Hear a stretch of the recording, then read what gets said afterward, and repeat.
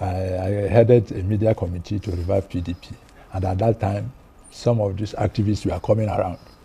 And Deji was among them. That was when I met Deji. And we cultivated a relationship. So immediately after Mr.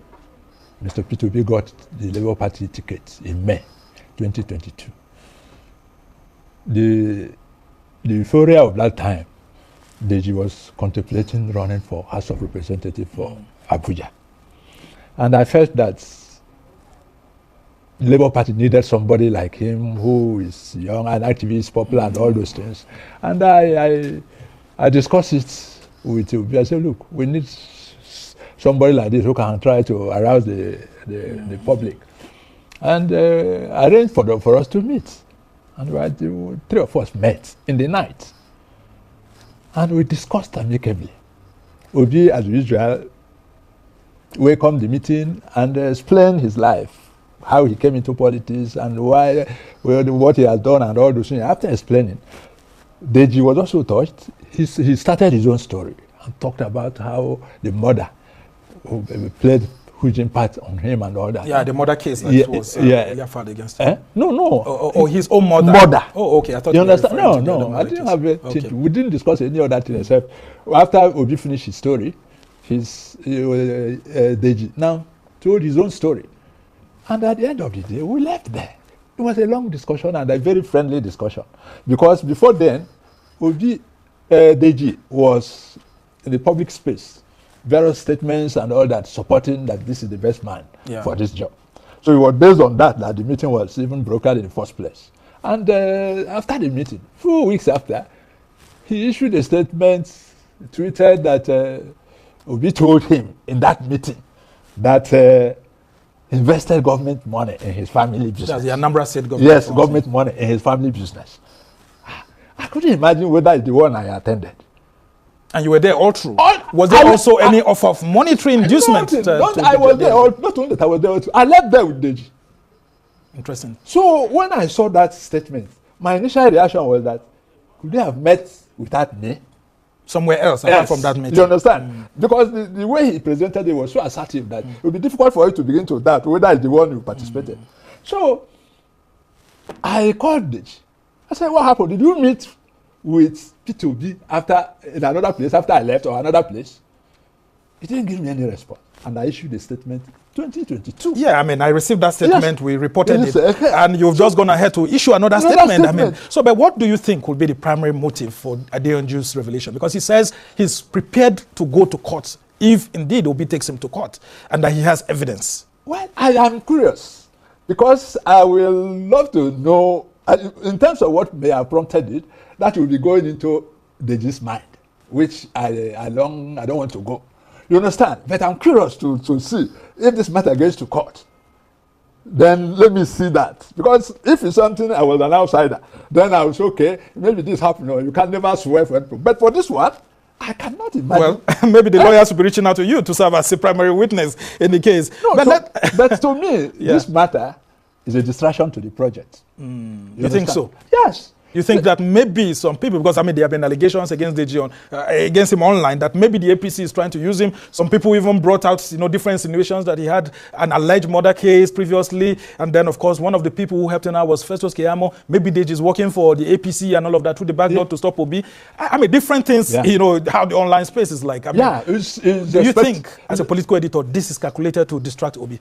Definitely, definitely, because given the way Deji is pursuing it, you know that there's some political undertone. Otherwise, if you made an allegation against somebody and say he's going to court, why rush to the media and start a media trial? Well, you are a lawyer. He claims that some of Peter Obi's supporters are all out against him, abusing him. He even allegedly said that, I mean, one of the supporters, Sarah Ibrahim, had called his wife a whore, and I mean, all sort of things happening. And Peter Obi did not caution his supporters, particularly this person, allegedly. I don't know whether he's in P2B's camp to know how P2B reacts to things, because he's not qualified to say that P2B did not do something because he wouldn't know and he's not there. But the truth of the matter is that the way Deji is taking it, if you have made allegation against somebody and you are a lawyer, go to court. Like I said, when this meeting took place, Deji was not a lawyer. Yes. You said that. And now he's a lawyer. I expected something more mature in handling this case. Yeah, but I love the way you actually put it too, that these gentlemen are your friends, two of them, and that you would love to see how this can actually be settled. Is there any way that there could be maybe an out-of-court settlement if it does get to court, or you wouldn't even allow it to get to court in the first instance? Is there any way you could bring these two gentlemen together? Well, you think it's too late? I am not a lawyer, and when lawyers are involved in a case, it's only them that will determine the extent. Me, as a journalist and a friend of the two, I don't mind. Because to me, Obi is focused on the ball.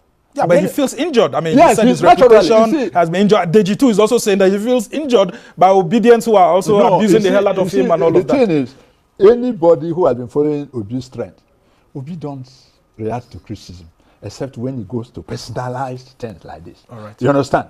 He doesn't like it. Even this one, I can tell you pressure is on him. Why are you going to court?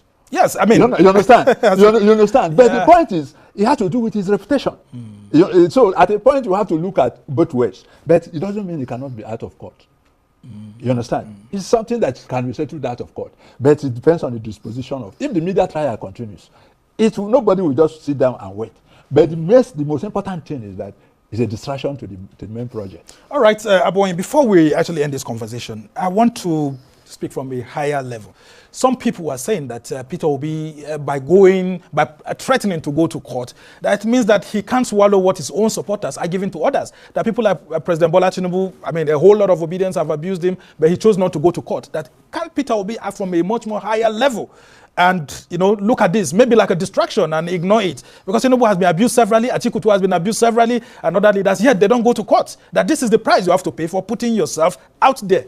That is an angle, but anybody who has been following Peter Obi since he became a national figure at presidential level, we know that nobody has been so abused in the media space like him. Somebody like Reno Mokori was hired just to attack him. Has he talked to me? Has he gotten to God? I mean, there are so many other. Always read. You understand? The There are so many other characters. You understand? And even if, like they just said, he offered him money and he refused and all that. Anybody who knows Peter Obi is a Catholic, an ardent Catholic, and he went to adoration ground of Mbaka. And Mbaka wanted him to pronounce a mount with the crowd there who will clap for him and they will pray to him and say, look, I don't mention money. Yeah. Show me the project, I'll do for you. And I will do it. And this created some dispute between him and Mbaka. All right, that is Peter Obi when it comes to money issue. This matter, there are so many criticism Obi has received. It's because this touched on his personality. The presidential spokesperson, Bayo Nanuga, woke up the other day and said Peter was organizing during the protest. All right. And he threatened to go to court. Later, that is spokesman of the president. So it's not about if you attack Peter on issues, on politics, on his politics and all that. You don't mind. But when you now come to his image, direct image, but that doesn't mean the matter should be allowed to be all right. I'm afraid we don't have enough time, but you said it very clearly. Both gentlemen are your friends, and we just hope that people like you and other elders can get involved and see how they can resolve this mutually. I mean, so that it doesn't get to court and all of that. Well, we pray so because why we don't want the distraction to the main project. Okay. And what is the main project? Creating a new Nigeria. All right. Which is possible. All right. Well, thank you so much. Ike Abonyi is a former political editor of This Day newspaper, which is our sister publication. And of course, he's been out there as a media aide to several leaders, especially those of the PDP, former political national chairman and all of that. Almost thank you so much for joining us to clarify these issues between your friends that is ongoing. From this, Deji wanted to become the Abuja House of Rep member when he met Peter Obi. Is that so? This particular news, this particular statement is no news to me. I've heard about this as far back as when we were doing campaigns in 2023, when the whole thing changed. Initially Deji was supporting Peter Obi. All of a sudden he just came, he changed, and then there was that massive attack on Obi, almost as if he was so desperate for Obi not to succeed.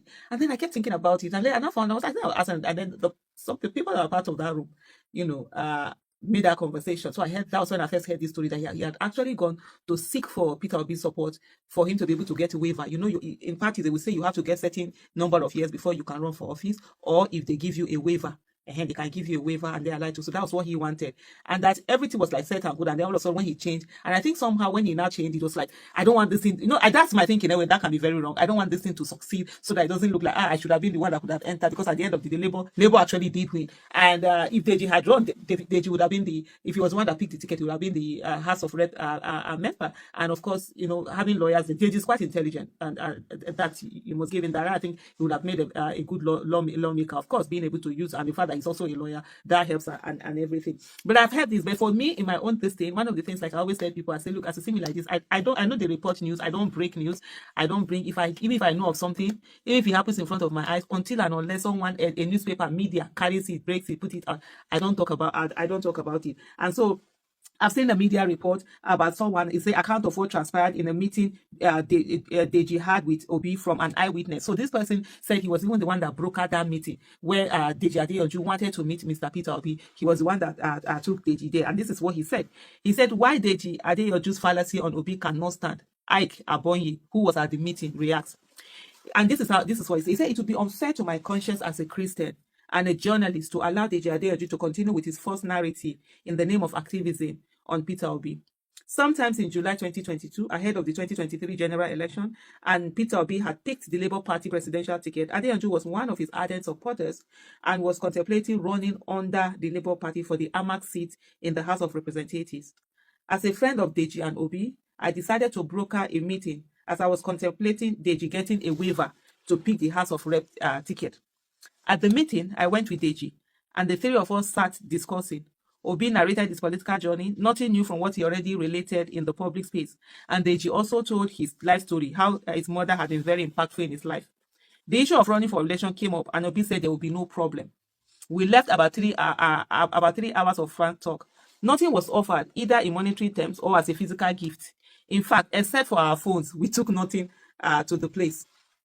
A few weeks later, Deji was quoted as saying that Obi came to offer him money, but he refused, and that Obi told him he invested in the family business as a governor. So on a very serious note, let me even get this. So you're meeting someone for the first day. That's the probably first meeting you people are having. Since this guy had to broker, because even if it's not the first meeting, maybe that means you didn't know each other well, you understand? And then he will just sit down and now start telling you that he did this, he did that, he invested government money in his money. No, that sounds absurd. If it was even that you investigated and found this, that's even a different thing. Like, he now open mouth, wow, I was not telling you, that they brought to meet him first, and that you didn't know him one-on-one to call, to be able to have a meeting with him on your own. Is the one that all this talking or whatever. Maybe there's something that I don't know. He said, I didn't know what caused the sudden fabrication, whether he was expecting Obi to have offered something and was disappointed it didn't come. I couldn't make sense out of it. I called Deji and wanted to know if he met with Obi after our meeting, and he kept mum. Because this guy said that he was the one that brokered the meeting. He was there with him. There was no exchange of money. You have to call him to say, after we met, did you do another meeting with him? Maybe it was in that meeting that this whole thing about being offered money, came in. And then he said, let me see, he said, okay, let me go back to this. I didn't know what caused the sudden fabrication, whether I was expecting Obi to have offered something. I was disappointed it didn't come. I wouldn't make sense out of it. I called Deji. I wanted to know if he met with Obi after our meeting, and he kept mum. I was forced to issue a statement done to clarify the issue, and he said he did this in 2022. Me, is it that time when somebody was busy looking for vote and going all around the country? Where do I even have time to sit down and be checking this? But he did say, he replied where he said for him, according to that 2022 statement that this particular journalist had made, he said it's live from the pit of hell. Abonyi replies Adeyanju over comment on Obi. And they say, I therefore still find it necessary to restate the story of what happened and to express disappointment that someone I call a friend should go on such a voyage of blackmail blatantly. In 2022, when this happened, Deji was not yet a lawyer but a student. I had thought that after being a lawyer called to the Nigerian bar at such an adult age to fight and defend truth and justice, Deji should not indulge in this type of fallacy. I should appreciate why a person like Obi will do anything to defend his hard-earned reputation. I will therefore urge Deji to strive to be honorable and follow the path of truth if he hopes to grow in the legal profession. Signed, Ike Abonyi, journalist. And for me, this is the part that many people don't seem to understand. A lot of things that Deji would have said when he was not a lawyer, those ones you can ignore them. It's not just talking. But as a lawyer, call to the Nigerian bar. You cannot ignore the things he's saying. They are too weighty for you to keep quiet and say that, oh, it's just someone just talking. No, there are certain things that you just don't let the person go. Like I was explaining to someone that had called me earlier today, I said, look, if you say you know Deji is too small, Deji is this, Deji is that. For example, someone abroad that is not Nigerian that Googles and sees something and see that a lawyer is making this categorical statement about you and saying he has evidence and that you should sue him if not, and you keep quiet, what do you think the person is going to think? I beg.